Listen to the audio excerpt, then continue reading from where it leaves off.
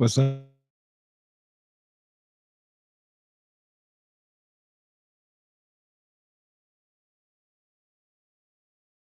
Video that I made. Let me tell y'all something. AI is beautiful because I made this video using AI, of course. I don't have all the time and I don't have, a crew of people that's helping me do what I do. I'm just doing it out, doing all this by myself and stuff. So I got to use AI to help me out. So I made this video, right? And it's about what I'm going to talk about, right? I'm going to talk about it's a 4-book series, but I'm going to talk about the volume one first. It's from the Verbal Mary of Agreda. It's called The Mystical City of God, the conception. This one is, and I'll let the video play so that way um, you get a better idea of what I'm about to talk about. Oh, hold on. We're about to start in a second. I got to do my little introduction for everything. You know what I'm saying? Get it out the way. There you go. In the heart of Spain, a humble nun received extraordinary visions. She was Mary of Agreda, a soul touched by the divine. Her book, The Mystical City of God, recounts these visions. It is a journey into the mysteries of God's love. Mary of Agreda, through her mystical experiences, offers a glimpse into the celestial realm. She invites us to contemplate the life of Mary, the Mother of God. Mary of Agreda lived a life dedicated to prayer and contemplation. She was born in 1602 and entered a Franciscan convent at a young age. Her life was marked by austerity and deep devotion. Her book, The Mystical City of God, has captivated readers for centuries. It is a testament to the power of faith and the boundless love of God. Through her writings, Mary of Agreda continued relationship with the divine. Mary of Agreda's visions were vivid and detailed. She described heavenly realms and interacted with celestial beings. Her visions centered around the life of the Virgin Mary. They offered a unique perspective on Mary's role in salvation history. These visions were not mere fantasies. They were deeply spiritual experiences. Mary of Agreda claimed to have received these visions directly from God. She described them as moments of intense grace and enlightenment. Her visions were often accompanied by physical phenomena. These included levitation and stigmata. Lending credence to her claims, she recorded her experiences in meticulous detail. Her writings provided a window into the spiritual realm. They offered comfort and inspiration to countless readers. Her visions sparked both awe and controversy. They continue to be debated by theologians and scholars today. The Mystical City of God is divided into 4 parts. Each part focuses on a different aspect of the Virgin Mary's life. The first volume explores Mary's Immaculate Conception. It delves into her life before the birth of Jesus. The second volume recounts the Incarnation and Mary's role as the Mother of God. The third volume focuses on the life and ministry of Jesus. It highlights Mary's presence and influence. The fourth volume describes Mary's Assumption and coronation in heaven. It emphasizes her role as Queen of Heaven and intercessor for humanity. Each volume is a meditation on the virtues of Mary. They offer guidance for spiritual growth and devotion. The 4 volumes are interconnected, forming a cohesive narrative. They present a comprehensive portrait of Mary's life and significance. Ninja Turtles. About that. Each volume is further divided into books and chapters. This structure provides a framework for understanding the complex theological concepts presented. Each book delves into a specific theme or event. Chapters offer detailed accounts and reflections. The language is often symbolic and allegorical. Mary of Agreda uses vivid imagery to convey spiritual truths. She employs metaphors and similes to explain abstract concepts. The structure of the book reflects the hierarchical nature of heaven. It guides the reader through different levels of spiritual understanding. The book is both a theological treatise and a mystical narrative. It combines intellectual rigor with emotional depth. The structure enhances the reader's engagement. It invites contemplation and personal reflection. The Mystical City of God presents a unique perspective on Mary's role in salvation history. It emphasizes her Immaculate Conception and Assumption. It highlights her role as mediatrix and advocate for humanity. The book sparked theological debate. Some embraced its teachings, while others questioned its orthodoxy. Mary of Agreda's writings contributed to the development of Marian doctrine. They influenced popular piety and devotion to Mary. However, the book also faced criticism. Some accused it of exaggerating Mary's role and diminishing the centrality of Christ. The Church responded with caution. It neither officially condemned nor endorsed the book. The mystical city of God remains a subject of ongoing theological discussion. It continues to inspire both devotion and debate. The Church's response to the mystical city of God was complex. Some church officials welcomed the book. They saw it as a valuable contribution to Marian theology. Others expressed concerns about its unorthodox teachings. They questioned the authenticity of Mary of Agreda's visions. The Inquisition investigated the book, but found no evidence of heresy. However, it remained on the index of forbidden books for a time. This reflects the Church's cautious approach to mystical writings. The book's popularity among the faithful influenced the Church's stance. It eventually gained a degree of acceptance. The mystical city of God remained a source of both inspiration and controversy within the Church. Its legacy continues to be debated by theologians and historians. The mystical city of God exerted a considerable influence on art and literature. Its vivid descriptions of Mary's life inspired numerous paintings and sculptures. Artists sought to capture the beauty and spirituality of Mary of Agreda's visions. The book's themes resonated with writers and poets. They incorporated its imagery and ideas into their works. The book's influence was particularly strong in Spain and Latin America. It fostered a deep devotion to Mary in these regions. The book's impact extended beyond the religious sphere. Its mystical elements and allegorical language appealed to artists and intellectuals. It stimulated creative expression and theological reflection. Here come my outro.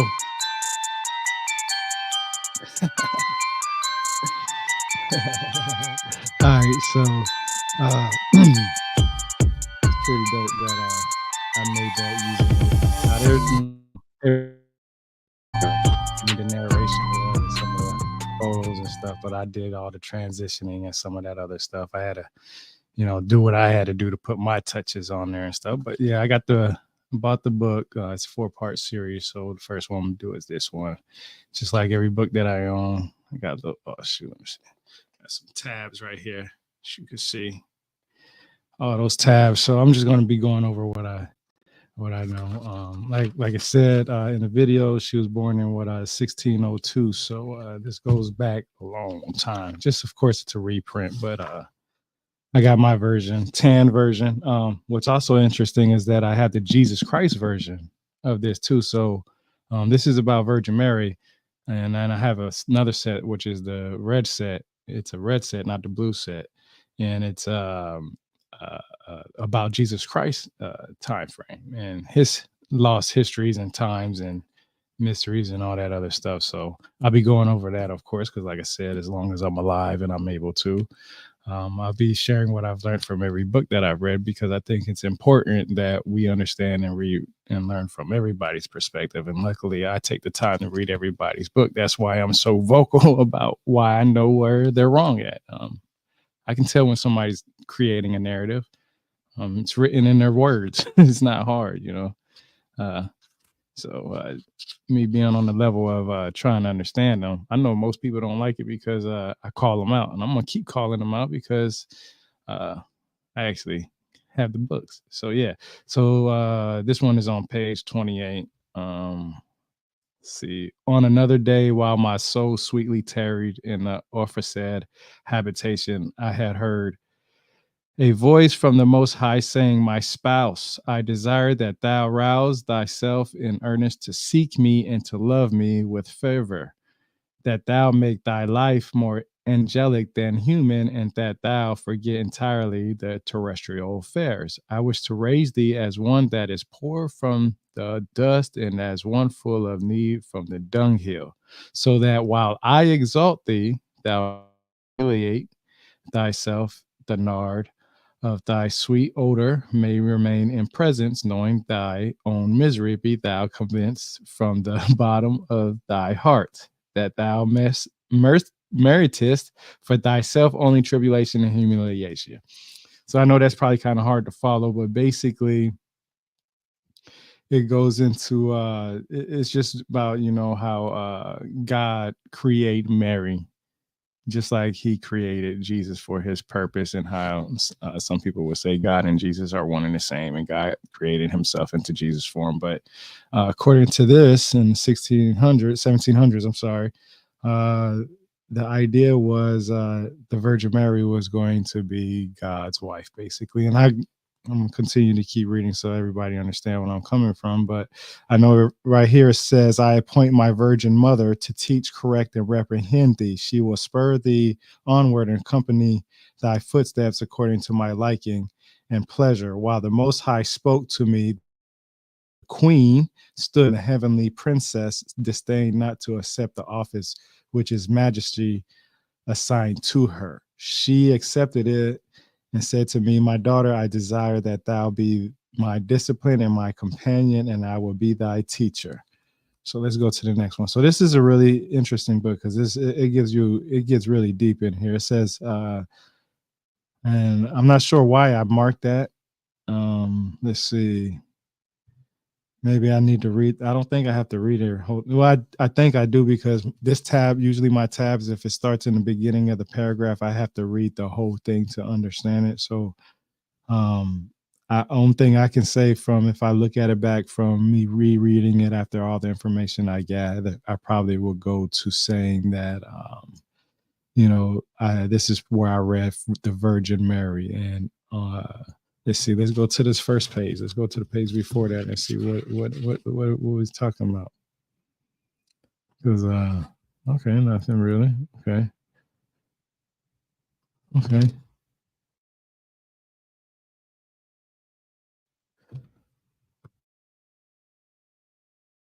Oh. Okay, here we go. So yeah, book one. So this is what it says in the beginning. It says, "Treats of the divine foreordainment of Christ and his mother as the highest idols of all creation, of the creation of the angels and men as their servants, of the lineage of the just men, finally resulting in the immaculate conception and birth of the Queen of Heaven, and her life up to her presentation in the temple." So basically, yeah, the Queen of Mary. Queen of Mary. So yeah. Okay. So okay, because I see where it says, "While the Most High spoke to me, the Queen stood nearby." And then it says Queen of. Okay, so let's continue then. Let's see, maybe it makes sense more. "He was constituted as their head, exemplar, and supreme king, of whom they should be subjects. Even if the number of angels had been infinity, the merits of Christ, our highest good, would be abundantly sufficient to supply them all." Christ. And then I marked another paragraph right below that. But let's see. Okay, it's right. Okay, "To this instant belongs also the predestination of the good and the reprobation of the bad angels.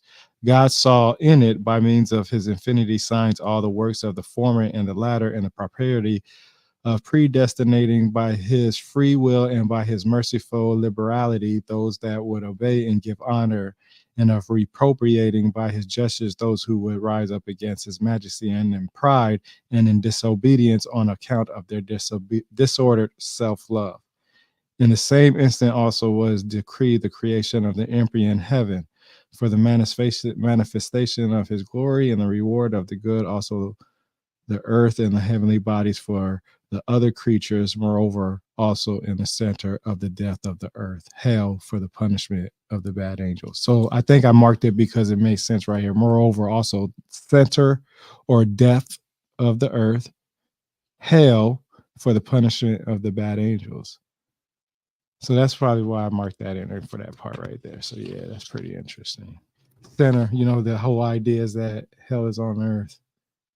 And I remember when I was a little kid, even watching certain movies, they'll have like a hole open up, and then people would go into the whole fiery pit, and that's where they're going for hell.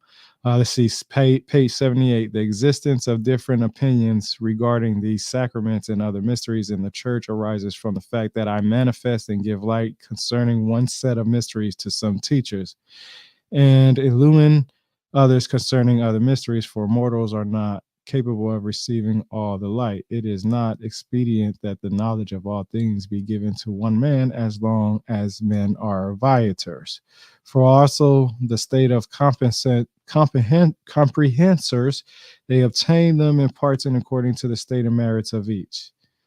But the plenitude of all gifts is due only to the humanity of my only begotten and to his mother in proper appropriation. So, only begotten mother in proper appropriations, the Mary, Virgin Mary. Let's see. Oh, here we go. There are also many truths revealed in Holy Scriptures, and to some men, light is given from above. Yet, as I leave most men to work for their natural light, it must follow that they understand these mysteries in different senses and that there exist different explanations and different meanings regarding the different passages in scripture, for each adheres to his opinion according to his understanding. Many have good intention, and the light and truth is essentially one, but it is made use of with diversity of judgment and inclination, so that some adhere to these teachers, others to those, and so the controversies arise among them. So that's pretty interesting. Pretty interesting. It's a 4-part series, so there's going to be a lot of this. I'm doing. It's probably going to take me 4 days to do this. For 4 other days, I'm not going to do it continuously, but let's see. The next one. Here we go. To this command, all the obedient and holy angels submitted themselves, and they gave their full assent and acknowledgement with an humble and loving subjection of the will. But Lucifer, full of envy and pride, resisted and induced his followers to resist likewise, as they in reality did, preferring to follow him and disobey the divine command. The wicked prince persuaded them that he would be their chief and that he would set up a government independent and separate from Christ. Now listen, listen. Man, I hope y'all caught this. This wicked prince persuaded them that he would be their chief and that he would set up a government independent and separate from Christ. So great was the blindness which envy and pride could cause in an angel, and so pernicious was the infection that the contagion of sin spread among innumerable other angels. Now, that's interesting. Another government. They used the word government in 1600. I mean, I know there was governments long before that, but I'm just saying it's pretty interesting.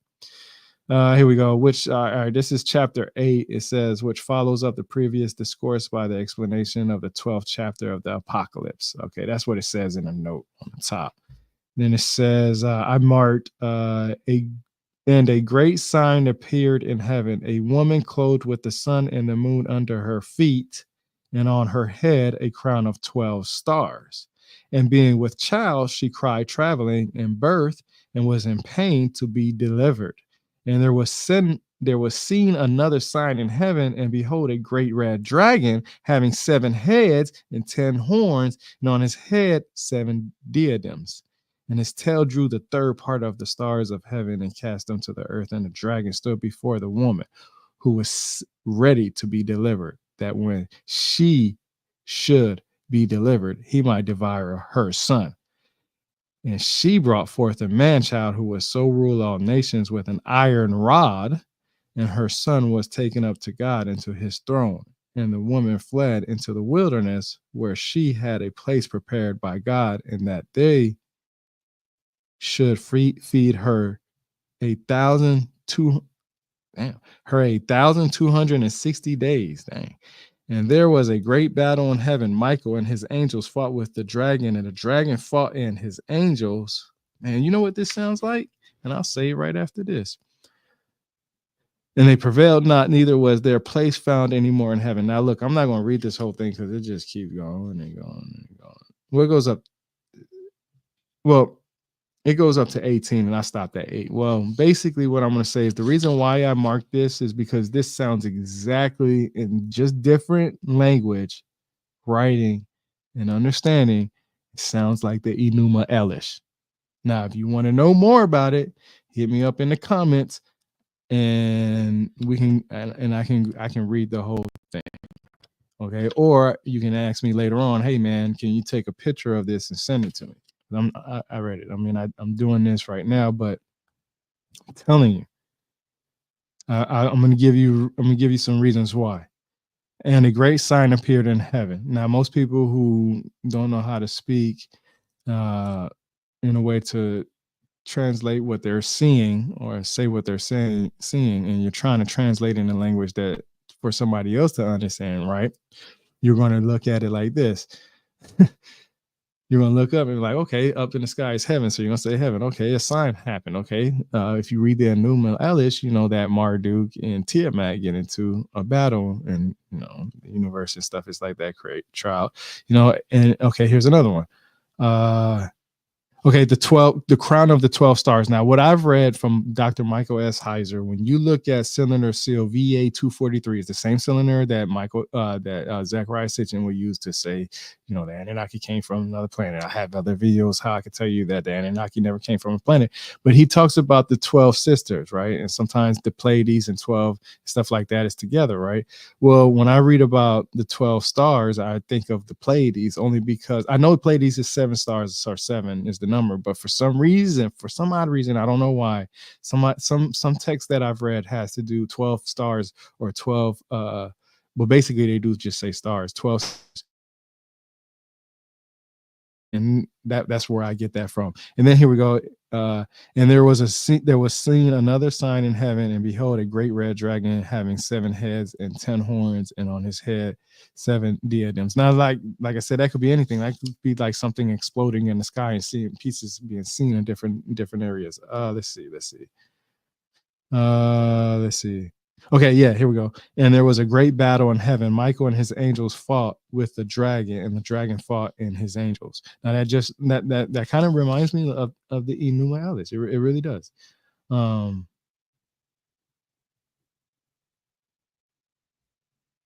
let's see. I'm gonna try to skim through this.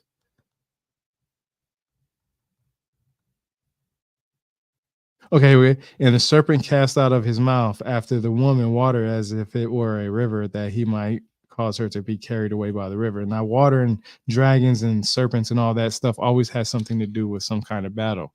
So that's interesting to me. So I just put that up. Okay, here we go.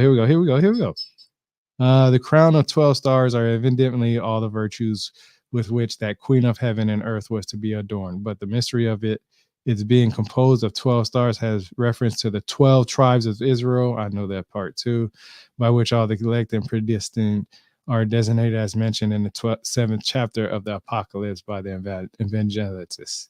I can never say that word. Let's see. Okay, so what's interesting about the Queen of Heaven is if you know about the Sumerian or Mesopotamian, and the reason why I say that sounds like the Enuma Elish to me is because Mary, the Virgin Mary, is also known as Inanna or Ishtar, which are both known as the Queen of Heaven.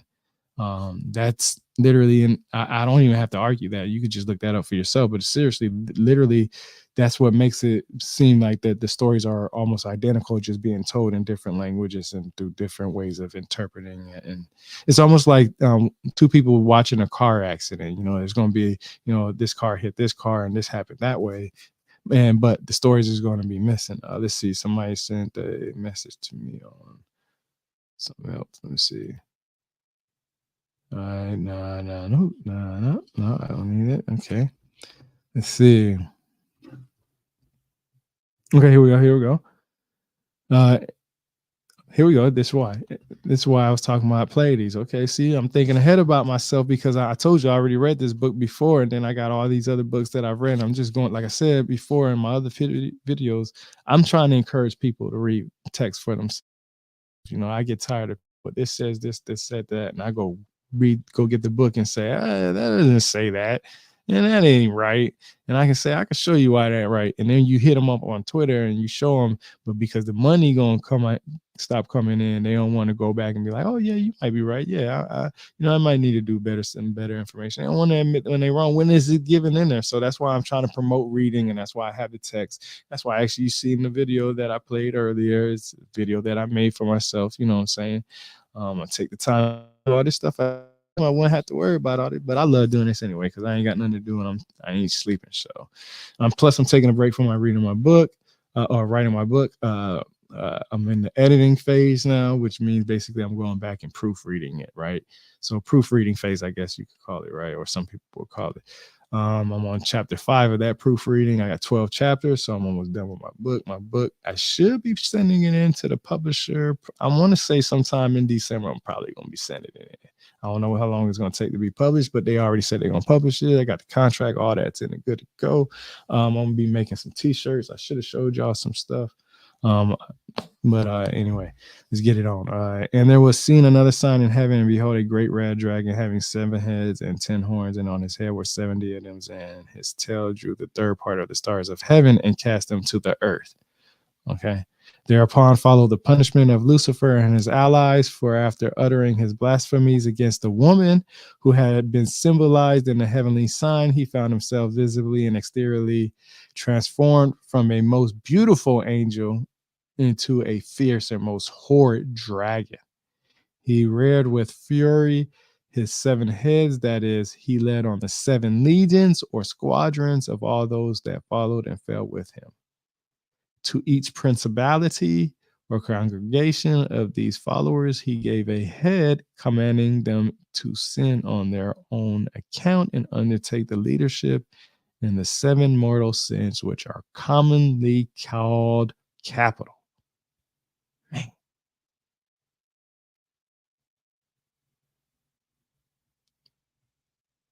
All right. Let's see. The 10 horns were the triumphs of the iniquity and malice of the dragon, and a vain and arrogant glorification and exaltation which he attributed to himself in the execution of his wickedness. Okay. All right, here we go. This is why I always talk about this. These angels were the stars, and if they would have preserved, they would have shone with the rest of the angels in the just, like the which they merited, drew them down to the earth of their unhappiness, into its very center, which is hell, where they will for all eternity be deprived of light and happiness. And the dragon stood before the woman who was ready to be delivered, that when she would be delivered, he might devour her son. That's in quotes. Man. All right. The pride of Lucifer was so boundless that he pretended to place his throne on high, and with the utmost boasting, he spoke in the presence of the woman symbolized in the heavenly sign. This son, which that woman is to bring forth, is of lower nature than mine. I shall devour him and destroy him. I shall lead on my followers against him. I shall spread my doctrines against his decrees and against the laws which he shall set up. I shall wage perpetual war and contradiction against him. All right. There you go. But see, this is what's so interesting. It says, but the answer of the Most High Lord was that this woman was to bring forth a man child who is to reign over the nations with an iron rod, a man child. Just imagine being called a man child today, dudes. All the fellas out there being called a man child. You a man? Nah, that don't sound right. The rest of the 12th chapter of the Apocalypse is explained. Okay, so that means I would have to read this whole chapter. And there was a great battle in heaven. Michael and his angels fought with the dragon, and the dragon fought and his angels. That was what I read earlier. That's in quotes right here. When the Lord had manifested these things to be the good and to be the bad angels, the holy prince Michael and his companions, with the permission of God, gave battle to the dragon and his followers. It was a wonderful battle, for it was fought with the understanding and the will. Saint Michael, burning with zeal for the honor of God and armed with divine power in his own humility, resisted arrogant pride of the dragon. All right. I guess so. Let's see. There's some more stuff about the dragon. From that time, he began to be called dragon, serpent, devil, and Satan, imposed upon him by the holy archangel in the battle as a testimony of his iniquity and malice. So there you go. That's what he was called. He was called the dragon. He was called the serpent, the devil, and Satan. There you go. That's what they were saying in 1600s. Like I said, this goes back to the 1600s. All right. As soon as Lucifer with his followers entered hell, they assembled in general council, which lasted to the morning of Thursday. During this time, Lucifer exerted all his astuteness and diabolical malice in conferring with the demons and concocting plans to offend God so much more deeply to obtain revenge for the chastisement to which he had been subjected. They came to the conclusion and resolved that the greatest vengeance and injury against God would be to impede the effects of the love which they knew God bore toward mankind. This they hoped to attain by deceiving men and persuading them, or even as far as possible, compelling them to neglect the friendship of God to the ungrateful toward him and to rebel against him. Let's see, that's pretty interesting. What y'all think about that? Hit me up in the comments. Next one. Let's see. Isaiah promised us that a virgin should conceive and give birth to a son who would call himself Emmanuel. So Jesus, Emmanuel, maybe. I don't know. Let's see. Let me read. That a little son shall be born to us who shall bear his kingdom on his shoulder. All the rest of the life of the Christ he proclaims with such clearness that his prophecies are like a gospel. What that sound like to y'all? Isaiah, that a virgin should conceive and give birth. Why would Isaiah say something like that? If anybody asked him, why would you say that? I don't know. Maybe not. He announced his coming, his passion, ignominy, and death. Wonder and suspense fill me in the consideration of these prophets. Isaiah, and they said they spelled it so differently in the 1600s. But I asked the Lord to send the Lamb, which is to rule the world, from the rocks of the desert to the mountain of the daughter of Sion. For his Lamb, the incarnate Word, caused the heavens a desert, whereas God, he dwelt without the society of man. Okay, I'm almost done. Well, no, I'm not almost done. I ain't even halfway done. Chapter 13, how the conception of the Most Holy Mary was announced by the Archangel Gabriel and how God prepared Holy Anne for it by a special favor. I bet you. Special favor, all right. Lies and lies and lies and lies and lies. Now, somehow it's not even, I don't even have a tab in that. Well, you know why? Because I probably got to read it all.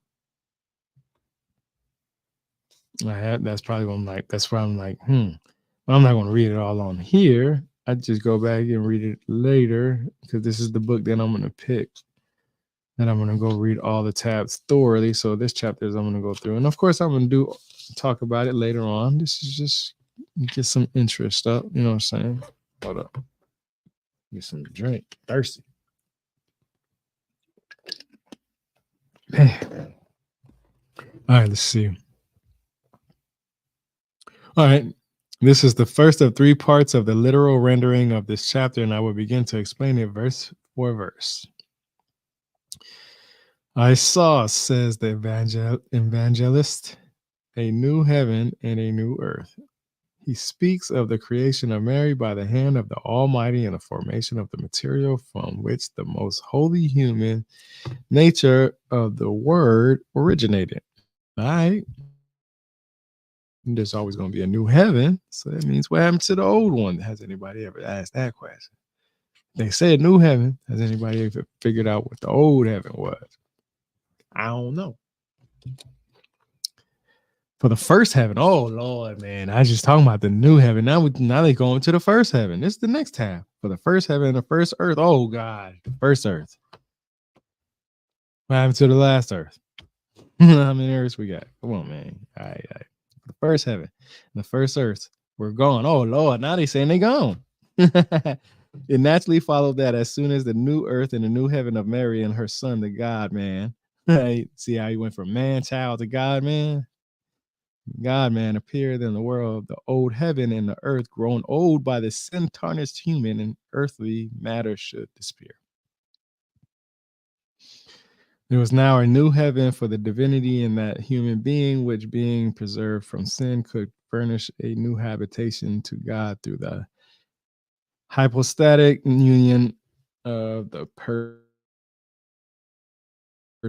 of the word. To the word.com. All right. He continues, in names written theon, which are the names of the 12 tribes of the children of Israel. For the angels receive their names according to the ministry and service for which they are sent to the earth.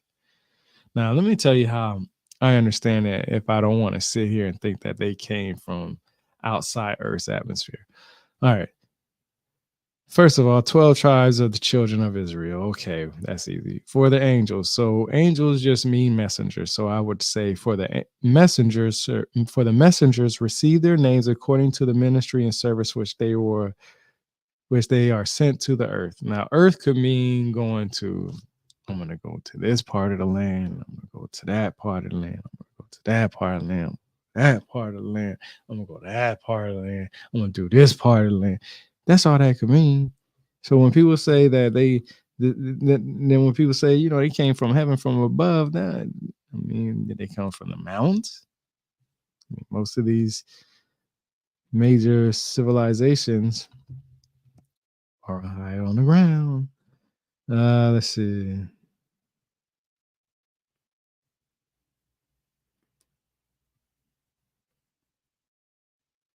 All right, it just keeps talking about the 12 tribes and their names. I don't need to read all that.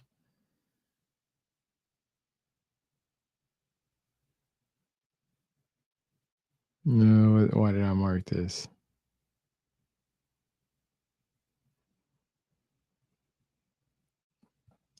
Okay, this has to do with the apocalypse. But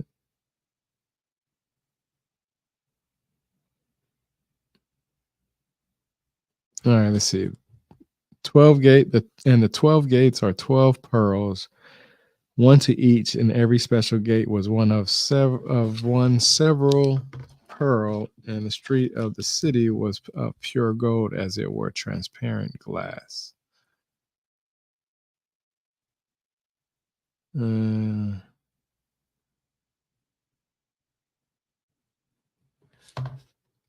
don't know if I want to go to a place like this. Listen, and the gates thereof shall not be shut by day, and for there shall be no night there. That means you daylight all the time? Nah, man, you can have that. Wherever that, where is that? It don't even really talk about where this is at. See, the text of the third and last part of 21st of the apocalypse, which I explained as follows.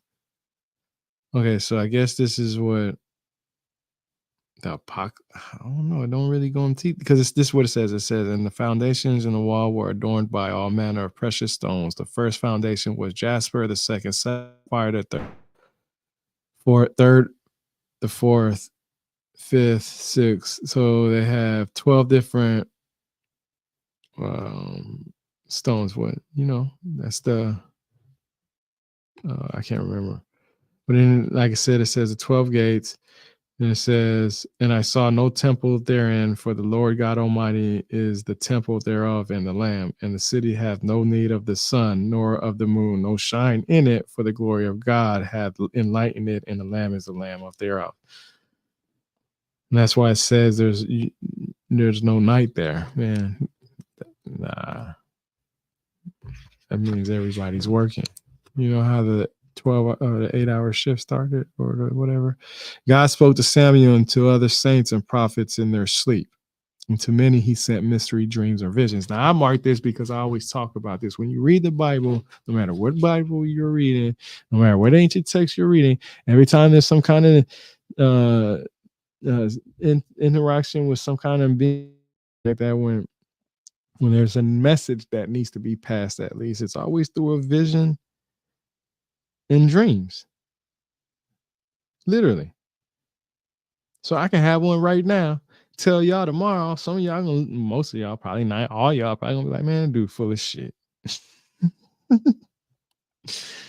But somebody wrote something a couple hundred years ago, a couple thousand years ago, and everybody's, oh yeah, that dude's right. But nobody, but the dude was a drunk and an alcoholic. Just saying. Let's see. The gift of science is an intelligent, unerring knowledge of what must be believed and done in regard to the virtues, and it differs from counsel. And so far as science selects, while counsel decides, science forms a correct judgment, and counsel makes the wise choice. Science differs also from intelligence because intelligence penetrates into the divine truths of faith and virtues by means of simple intuition, while science knows authoritatively all that can be deduced from the principles of faith, conforming the outward operations of faculties to the perfection of virtues and being as if it were the mother and the root of discretion. All right, so now you know that. Almost done with this one. And I'm gonna do the second one. How long has it been? 41 minutes? I could probably do the second one now. I just gotta go get it from my other room. Over and above all these purifications, preparations, and their admirable effects, God adds still a last one, which is the light of glory by which the soul raises itself to attain and enjoy the beatific vision in God. In this light, the Godhead, in this light, the Godhead, if that person is listening, they're going, yeah, my name, but manifests itself, for without this light, God cannot be seen by any creature. In this light, the Godhead manifests itself, for without this light, God cannot be seen by any creature. Now listen, in this light, the Godhead manifests itself, for without cannot be seen by any creature. Since the natural powers of the creature cannot be attained to this light in these preparations, therefore it is impossible to see God by the natural faculties alone, for all this far exceeds the forces of nature. So that explains why you can't see God, basically. Excuses. The imaginary ones are often sent by God in sleep, as for instance in the vision of Joseph, the husband of Most Holy Mary, of the Magi kings, of Pharaoh, and etc. Like I said, visions. It's always visions. I keep telling people. That's why I don't understand why people just don't pay attention to what I'm saying, because man, they're not talking like they had an actual one-on-one connection. Everybody has their own dream and vision with God, or their type of God, or what you want to call it. If you don't believe in one, you have something that you connect with. Oh man, I kicked my camera, my bad. This most holy matron was naturally endowed with a great and generous heart, with a clear and aspiring intellect, fervent, and at the time full of tranquility and peace. She was a medium of stature, somewhat smaller than her daughter, Most Holy Mary. Her face was rather round, of a sophist whiteness. Her countenance was always equable and composed, and finally she was the mother of her who was the mother of God himself. This divinity in itself included many perfections. Saint Anne lived 56 years proportioned into the following periods. At the age of 24, she espoused Saint Joachim. All right, let me read this. Concerning this great and admirable woman, as I have informed, some grave authors assert that Saint Anne was married 3 times, and that in which one of these marriages she was the mother of one of the 3 Marys. Dang, one of the 3 Marys.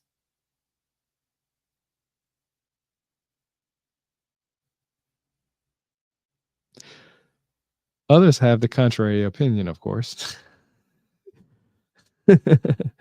Let's see. That's what it said, but it didn't say, of course.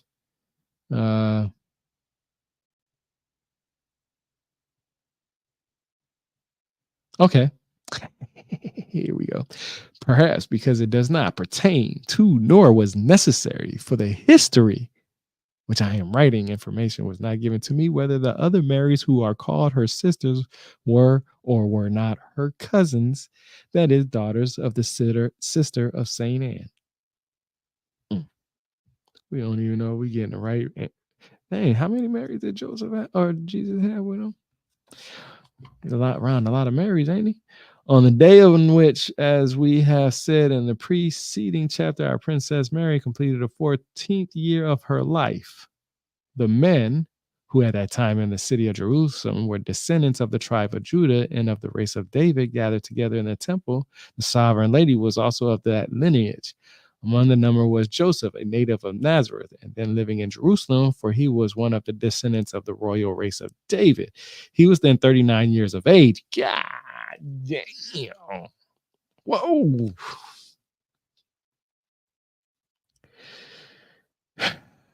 Mary, 14.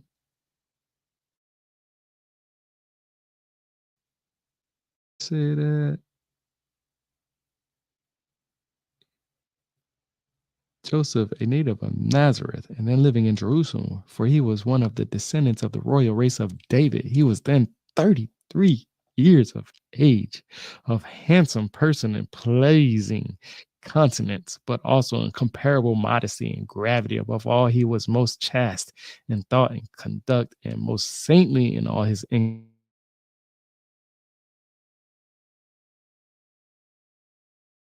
inclinations.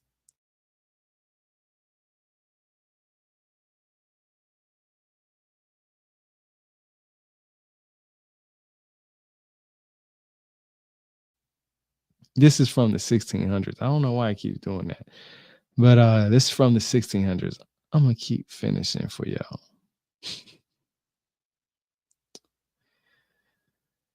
From his 12th year, he had made and kept the vow of chastity. He was related to the Virgin Mary in the third degree and was known for the utmost purity of his life, holy and irreprehensible in the eyes of God and of men. All these unmarried men gathered in the temple and prayed to the Lord conjointly with the priests in order to be governed by the Holy Spirit in what they were about to do. I'm still here.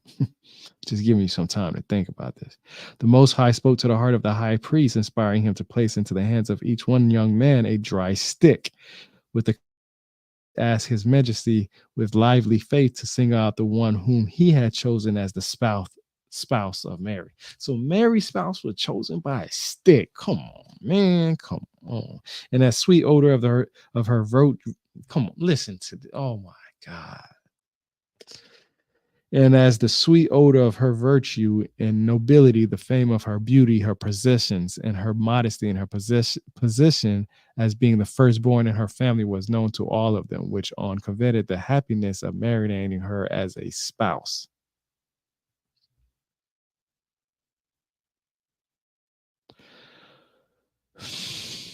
Among them all, only the humble and most upright Joseph thought himself unworthy of such a great blessing, and remembering the vow of chastity which he had made in resolving anew its perpetual observance, he resigned himself to God's will, leaving it all to his disposal, and being filled at the same time with a veneration esteemed greater than that of the others for the most noble maiden, Mary.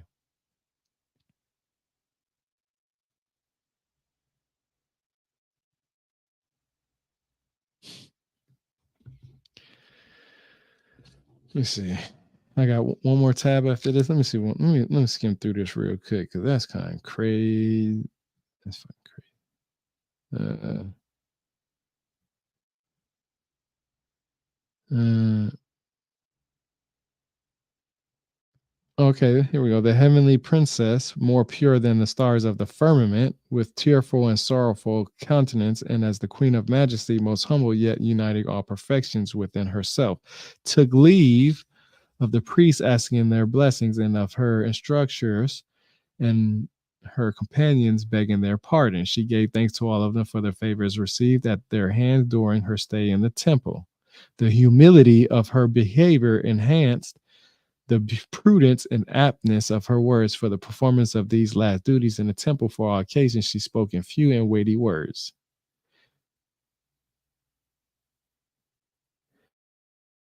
She took leave of great grief of account of the sacrifice of her inclinations and desires in the company of attendants who were some of the more distinguished laymen in the service of the temple. She betook herself with her spouse Joseph to Nazareth. Remember, it was chosen by sticks. Joseph, although he had been born in that place, had been the providential disposition of circumstances that decided to live for some time in Jerusalem. Thus it happened that he so improved his fortune as to become the spouse of her, whom God had chosen to be his own mother.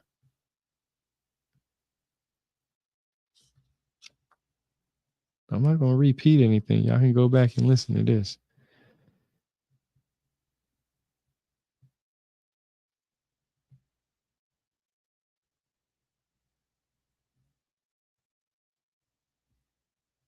Let's see.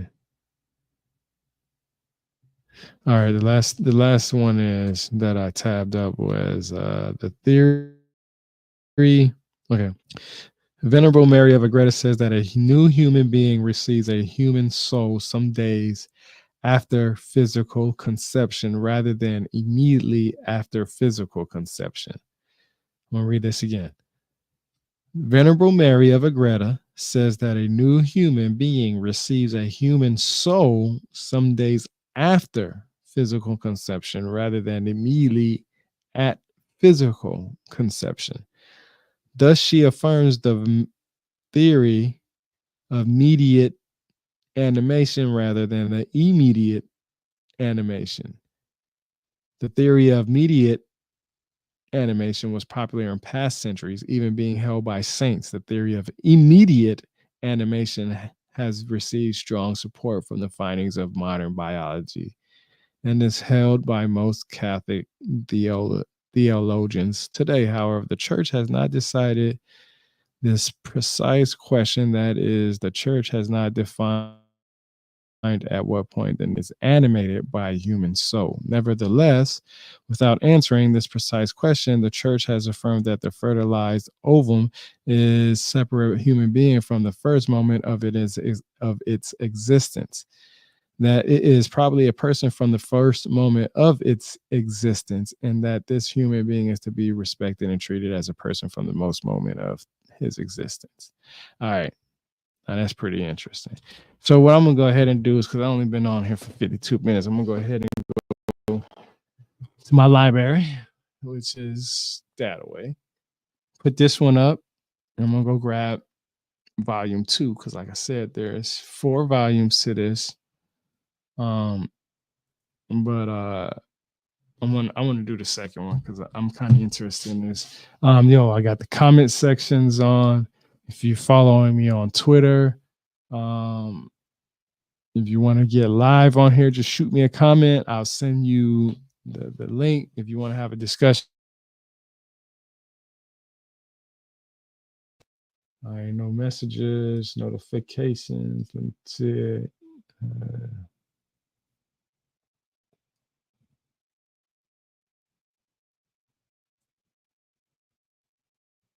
Nope, none. All right, cool. All right, so let me go. Let me go. So, hey, while I'm going, I'm gonna play this video because, of course, I got more people in here. I think I had like 9 people in here. So I'm gonna play this video that I made through AI. I like AI because I don't have a group of people that helps me with everything that I want to do. So I'm one man show. I'm writing my own book. Almost done. I'm done completely writing my book. I'm proofreading it now. Probably going to have it sent off to the publisher probably sometime next month.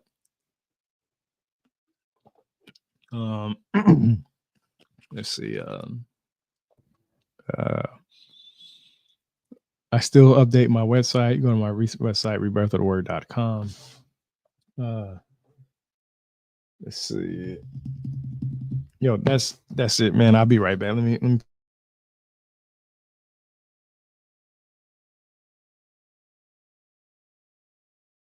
just play this. Oh, so this. See, there we go. I don't know why it's doing that. I usually have great internet, but ever since fiber optics been coming around, or they put some new lines in or whatever, this stuff been going downhill. So anyway, and I'm on Wi-Fi too. I should have just hooked up my landline, but I usually don't ever have any problems. But anyway, I'm gonna go grab that book real quick. Play this video. The AI stuff, I don't know what the website is, but I'm telling you, I basically type in what I wanted to say, narrated wise, and it does it for me. And of course, not all the pictures and all that stuff is AI. A lot of that stuff is that I actually looked up, trying to put it together, piece some stuff. I got a editing program that I used for all my videos, and I used it on there, so it's kind of cool. But let's see. Let me play it real quick. . . . . . . . . . . . . . . . . . . . . . . . . . . . . . . . . . . . . . . . . . . . . . . . . . . . . . . . . . . . .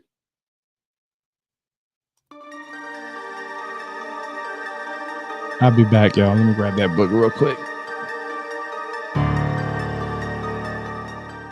In the heart of Spain, a humble nun received extraordinary visions. She was Mary of Agreda, a soul touched by the divine. Her book, The Mystical City of God, recounts these visions. It is a journey into the mysteries of God's love.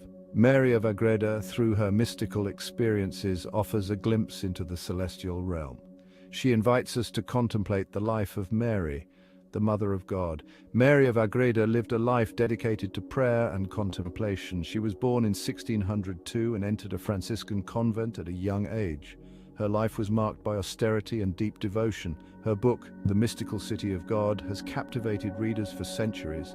It is a testament to the power of faith and the boundless love of God. Through her writings, Mary of Agreda continues to inspire and challenge readers. She invites us to deepen our own relationship with the divine. Mary of Agreda's visions were vivid and detailed. She described heavenly realms and interacted with celestial beings. Her visions centered around the life of the Virgin Mary. They offered a unique perspective on his role in salvation history. These visions were not mere fantasies. They were deeply spiritual experiences. Mary of Agreda claimed to have received these visions directly from God. She described them as moments of intense grace and enlightenment. Her visions were often accompanied by physical phenomena. These included levitation and stigmata. Lending credence to her claims, she recorded her experiences in meticulous detail. Her writings provided a window into the spiritual realm. They offered comfort and inspiration to countless readers. Her visions sparked both awe and controversy. They continue to be debated by theologians and scholars today. The Mystical City of God is divided into 4 parts. Each part focuses on a different aspect of the Virgin Mary's life. The first volume explores Mary's Immaculate Conception. It delves into her life before the birth of Jesus. The second volume recounts the Incarnation and Mary's role as the Mother of God. That's the one I'm going to be doing now. The third volume focuses on the life and ministry of Jesus. It highlights Mary's presence and influence. The fourth volume describes Mary's Assumption and coronation in heaven. It emphasizes her role as Queen of Heaven and intercessor for humanity. Each volume is a meditation on the virtues of Mary. They offer guidance for spiritual growth and devotion. The 4 volumes are interconnected, forming a cohesive narrative. They present a comprehensive portrait of Mary's life and significance. Each volume is further divided into books and chapters. This structure provides a framework for understanding the complex theological concepts presented. Each book delves into a specific theme or event. Chapters offer detailed accounts and reflections. The language is often symbolic and allegorical. Mary of Agreda uses vivid imagery to convey spiritual truths. She employs metaphors and similes to explain abstract concepts. The structure of the book reflects the hierarchical nature of heaven. It guides the reader through different levels of spiritual understanding. The book is both a theological treatise and a mystical narrative. It combines intellectual rigor with emotional depth. The structure enhances the reader's engagement. It invites contemplation and personal reflection. The Mystical City of God presents a unique perspective on Mary's role in salvation history. It emphasizes her Immaculate Conception and Assumption. It highlights her role as mediatrix and advocate for humanity. The book sparked theological debate. Some embraced its teachings, while others questioned its orthodoxy. Mary of Agreda's writings contributed to the development of Marian doctrine. They influenced popular piety and devotion to Mary. However, the book also faced criticism. Some accused it of exaggerating Mary's role and diminishing the centrality of Christ. The Church responded with caution. It neither officially condemned nor endorsed the book. The Mystical City of God remains a subject of ongoing theological discussion. It continues to inspire both devotion and debate.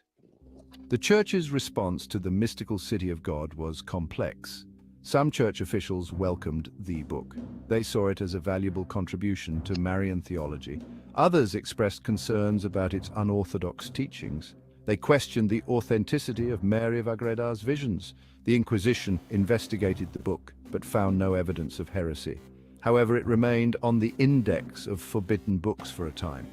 This reflects the Church's cautious approach to mystical writings. The book's popularity among the faithful influenced the church's stance. It eventually gained a degree of acceptance. The mystical city of God remained a source of both inspiration and controversy within the church. Its legacy continues to be debated by theologians and historians. The mystical city of God exerted a considerable influence on art and literature. Its vivid descriptions of Mary's life inspired numerous paintings and sculptures. Artists sought to capture the beauty and spirituality of Mary of Agreda's visions. The book's themes resonated with writers and poets. They incorporated its imagery and ideas into their works. The book's influence was particularly strong in Spain and Latin America. It fostered a deep devotion to Mary in these regions. The book's impact extended beyond the religious sphere. Its mystical elements and allegorical language appealed to artists and intellectuals. It stimulated creative expression and theological reflection. I love that outfit. All right, so this is second one. We're doing Incarnation, volume 1. So let's go to the first tab. It's in chapter 5 too. No, the first tab is not chapter 5. Hold on, what am I doing? That's where I stopped reading. I just looking ahead. All right, page 32. Let's see. He has not formed him of the most excellent material and has concealed the noblest part of his being in the sanctuary of his interior, teaching him to weigh as in balance on the one side the infinity and external existence of the Lord, and on the other his own ignoble material existence. Thus he is to give unto God what belongs to him, and to himself what belongs to his own self. Now that just sounds like Thoth with the weighing of the heart to me. When it talks about teaching him to weigh as in a balance on the one side. Like that's just what that comes into mind for me. Anyway, in the first part of his history of the, I mentioned that the most pure body of Mary was conceived and perfectly formed within the space of 7 days. The Most High wished to work his miracle in the order that this most holy soul might not have to wait so long as the souls of ordinary mortals. So basically, Mary wasn't, like everybody else, right? She couldn't be. She brought Jesus here, right? And according to some people, Jesus has some kind of extraordinary powers, right? He wished it to be created and fused before the usual time, as it also really happened, in order that this beginning of the reparation of the world might have some similarity to the beginning of its creation. The correspondence again took place at the coming of the Redeemer, so that having formed the new Adam, Christ, God might rest as one who has strained all the powers of his omnipotence in the greatest of his works, and that he might enjoy the most delicious Sabbath of all his delights. So listen, Adam and Christ. That's why sometimes when I go into these discussions, I'll say, hey, man, that's something that Adam and Christ, the new Adam was Christ. And some people would be like, oh, you just making stuff up. And say, well, according to this book, I can never have a good discussion because they didn't say it first. So I got to start letting people say these things first. I'm like, oh man, I know what you're talking about, but it'll never happen because a lot of them don't read the same stuff. This, like I said, this is from the 1600s. So he manifested himself again in an abstractive manner as on the first day, and she was shown the works we performed on the second day of the creation. She learned how and when God divided the waters, some above and others below, establishing the firmament, and above it the crystal, known also as the watery heaven. Her insight penetrated into the greatness, order, conditions, movements, and all other qualities and conditions of the heavens. So she was smart. And in the most prudent virgin, this knowledge did not lay idle nor remain sterile, for immediately the most clear light of the divinity overflowed in her and inflamed and blazoned her with admiration, praise, and love of the goodness and the power of God. Being transformed, as it were, with a godlike excellence, she produced heroic acts of all the virtues entirely pleasing to his divine majesty. And as in the preceding first day of God had made her a participant of his wisdom, so on this day He made her in corresponding measure a participant in a divine omnipotence and gave her power over the influences of the heavens, of the planets and elements, commanding them all to obey her. Thus was the great queen raised to sovereignty over the sea, the earth, the elements, and the celestial orbs. Orbs, UFOs, UFOs. Some people like to talk about UFOs with all the creatures which are contained there. And so, celestial orbs, you guys who like UFOs and stuff, you might want to start researching her. All right. Chapter 5. In this vision, showing himself to her with ineffable signs of affection, the Most High spoke to the heavenly queen and manifested to her additional secrets, saying, My spouse and my dove, in the secret of my bosom, thou hast perceived the immense bounty to which my love for the human race inclines me, and the treasures which are secretly prepared for their happiness. So powerful is this love in me that I wish to give them my only begotten for their instruction and salvation. Remember, our only begotten was Jesus. Jesus, Jesus, Jesus. Hold on. Okay. Dang. Okay. So I ain't tapped nothing up for a while after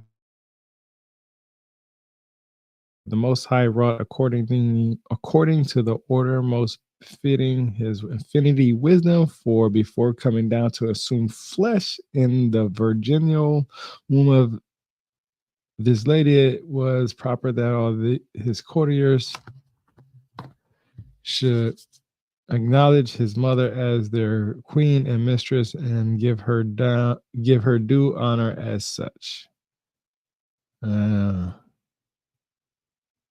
Okay, that the angels should know her as mother was not improper, nor was there any necessity for concealing it from them.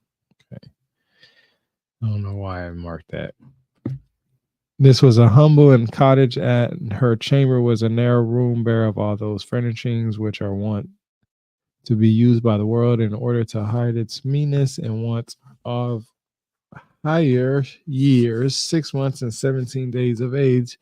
For her birthday anniversary fell on the 8th of September, and 6 months, 17 days had passed since that date when this greatest of all mysteries ever performed by God in this world was enacted in her. The bodily shape of the heavenly queen was well proportioned and taller than is usual with other maidens of her age, yet extremely elegant, perfect in all its parts. Her face was rather more oblong than round, gracious and beautiful, without leanness or grossness. Its complexion clear, yet of a slightly brownish hue. What that look like to y'all? Guess what they call me? Guess what I put on my senses and stuff? Black.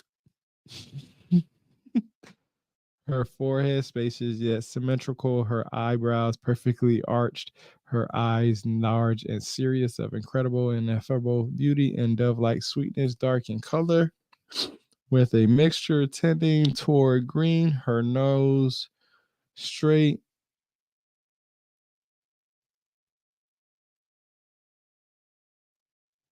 Wait a minute.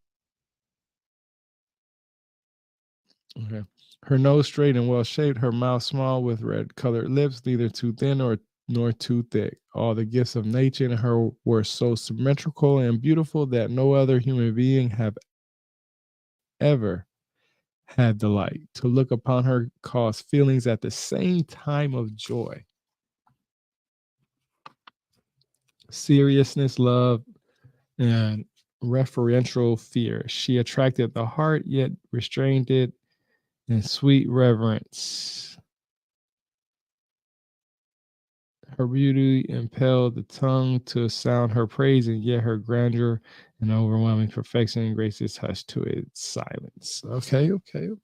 Let's see something real quick. Let's see. Oh, wrong thing. What did I do? Oh. All right, let's see.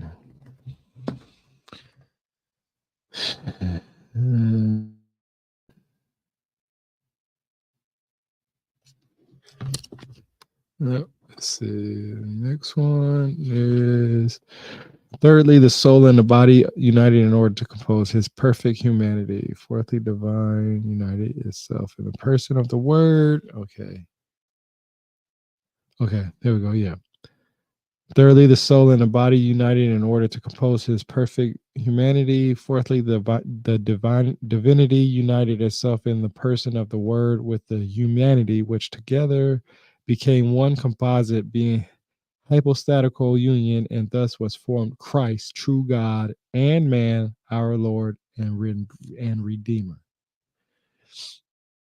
This happened in springtime on the 25th of March at break or dawning of the day, in the same hour in which our first father Adam was made, in the year of the creation of the world, 5199, which agrees also with the count of the Roman Church in her mineralogy, north under the guidance of the Holy Ghost.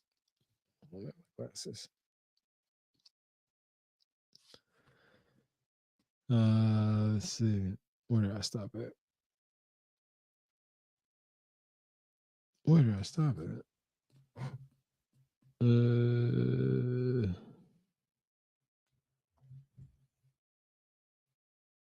Okay.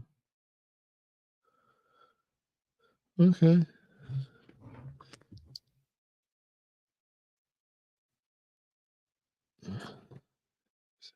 Why did that pop up again on here? That's interesting. Okay, so where did I stop at? Let's see.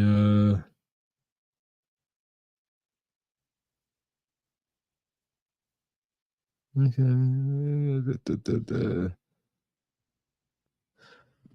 Okay, yeah, that's not right. Nothing.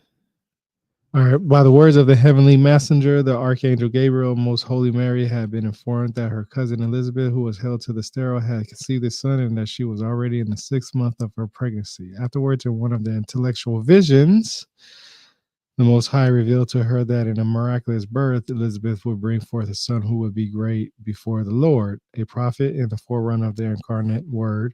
Also, other great mysteries of the holiness and other personality of Saint John were revealed to her. Okay.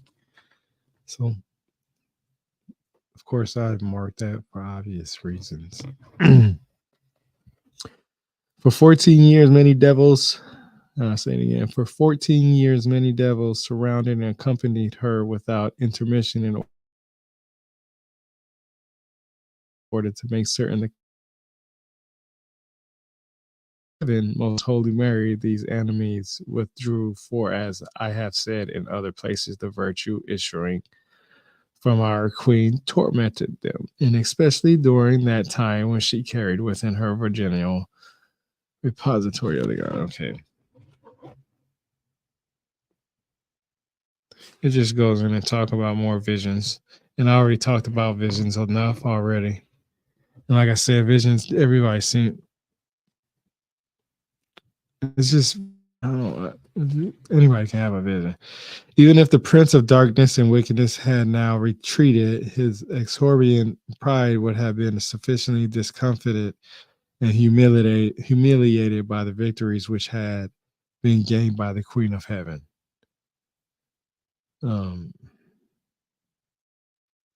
He didn't acknowledge his defeat, basically. Okay. Well, we're still at war, so. All right, here we go. The divine pregnancy of the Princess of Heaven had advanced to its 5th month when the most chaste Joseph, her husband, commenced to notice the condition of the Virgin, for on account of the natural elegance and perfection of her body, as I have already remarked, any change could not long remain concealed and would so much the sooner be discovered. So why didn't, I mean, what I don't understand is how did it go this long and Joseph didn't know? You know what I mean? It just doesn't make any sense. Here we go. Hold on, let's see.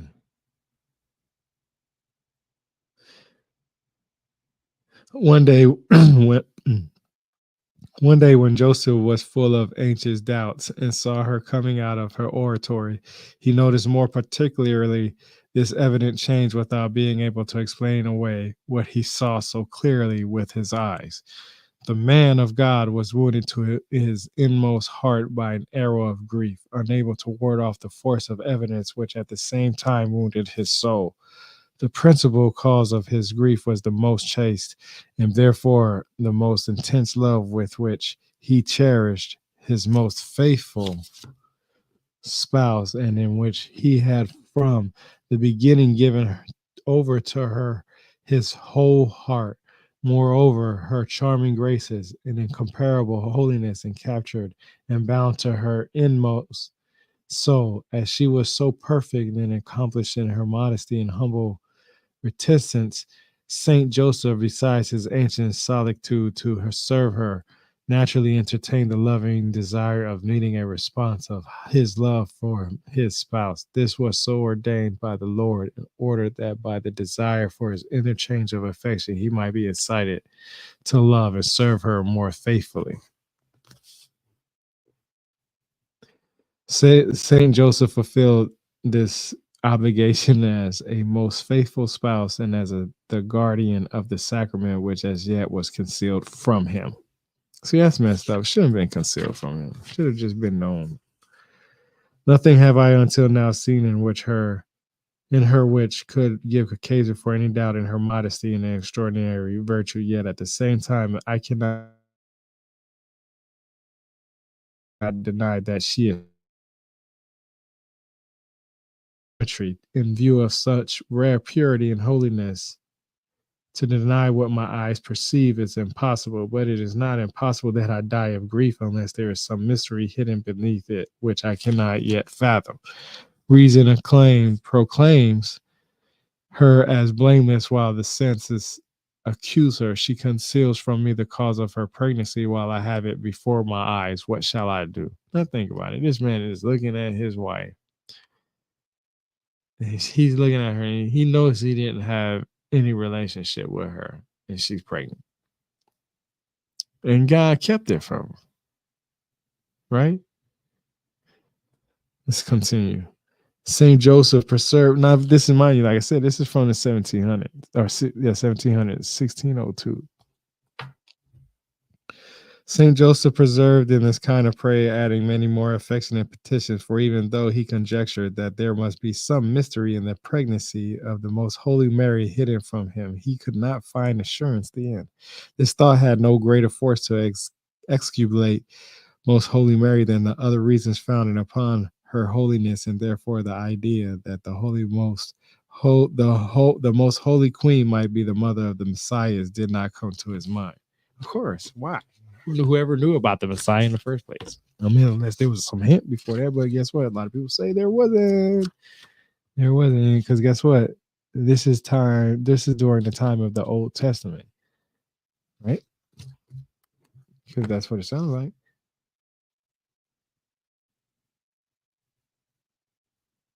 Okay, the anxieties of Saint Joseph increase. He resolves to leave his spouse, and he betakes himself to prayer in this account. So basically, I have the whole thing because it just tells the whole story. So I have to read the whole thing, but I'll break it down for you. Basically, he was about to leave. He was told by an angel to stay in a visualized state. He stayed.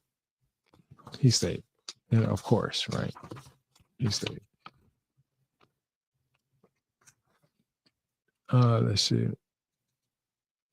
Saint Joseph did not see the angel by the imaginary image. He heard only the interior voice, and he understood the mystery. So I said visionary state.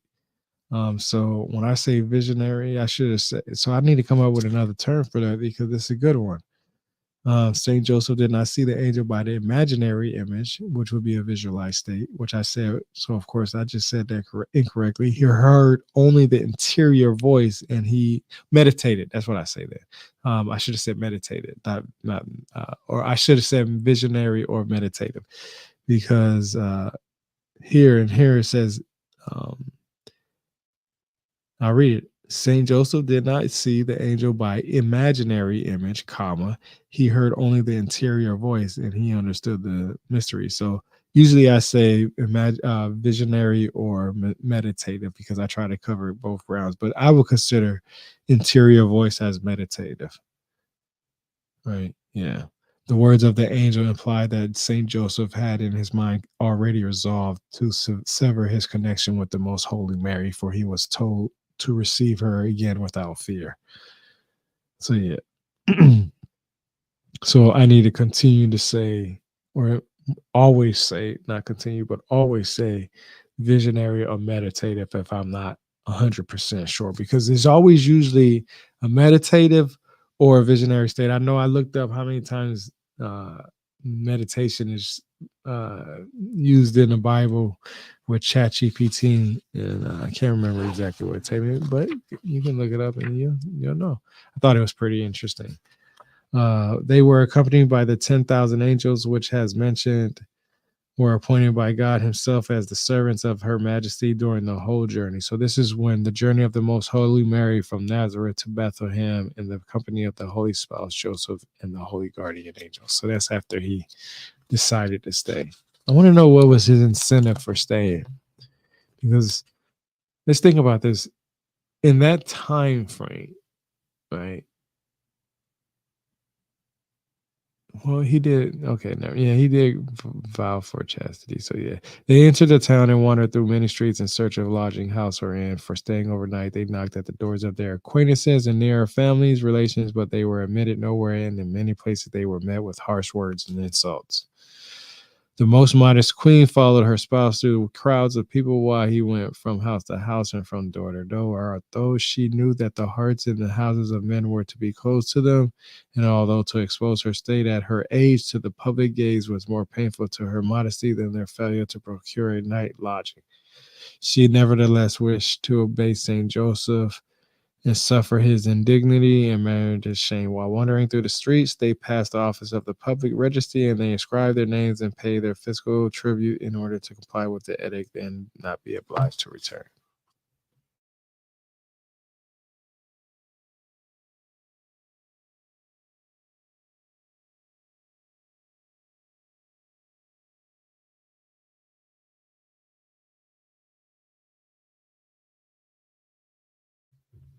All right, Christ our Savior is born of the Virgin Mary in Bethlehem, Judah. The place which the Supreme King of Kings and the Lord of Lords had chosen for entertaining his eternal and incarnate Son in the world was a most poor and insignificant hut or cave to which Most Holy Mary and Joseph betook themselves after they had been denied all hospitality and the most ordinary kindness by their fellow men, as I have described in the foregoing chapter. All right. Mm-hmm, mm-hmm.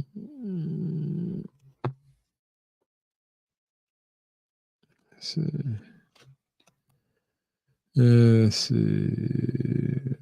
Why did I mark this?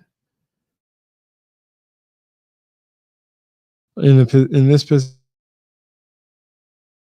of the Father and her own, our Savior Jesus, true God and a man, at the hour of midnight on a Sunday in the year of the creation of the world, 5,199, which is the date given in the Roman Church, and which date has been manifested to me as the true and certain one. So Jesus was born at the hour of midnight on a Sunday in the year of the creation of the world, 5,199, which is the date given in the Roman Church.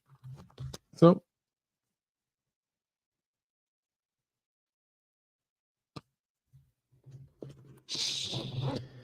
now you know what they thought in the 1600s.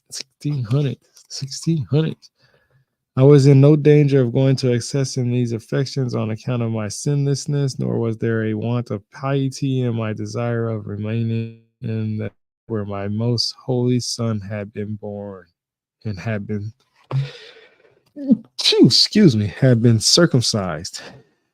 Yet I did not wish to express my desire even when asked about it by my spouse, for I preferred obedience to this pious inclination, and I knew that it was more secure for the souls and more according to the pleasure of the Lord to seek this will in the counsel and decision coming from other rather than in their own inclination.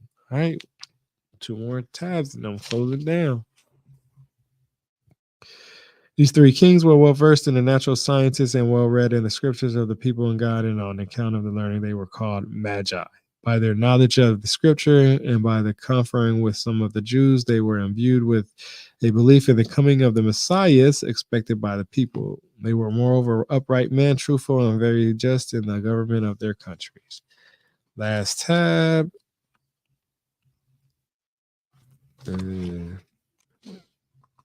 Hold on. God. I don't know where it's coming from.